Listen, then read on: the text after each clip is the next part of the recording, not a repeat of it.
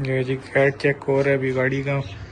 जैसे कि आप लोग देख सकते हैं कि ये होंडा सिटी गाड़ी है और हम इसका कैट जो है उसको चेक कर रहे हैं कि इसको हमने कितनी केमिकल की शॉट देनी है। प्रीवियस वीडियो में मैंने बता दिया था आपको कि कैट को हमने किस तरह से इस पे काम करना होता है, केमिकल की शॉट क्या होती है और कैसे हमने इसको लेके चलना होता है। तो हम सबसे पहले एंडोस्कोपिक कैमरास में इंसर्ट करते हैं और देखते हैं कैट के साथ क्या मसले मसाइल है। अभी यहाँ पर इरोजन जो है डैमेज आपको नजर आ रहा है, माइनर डैमेज, सरफेस डैमेज का नजर आ रहा है। फिर आपको पता चलता है इसमें कितना कैट जो है क्लॉग्ड है और कितने % इसको हमने केमिकल की शॉट देनी है।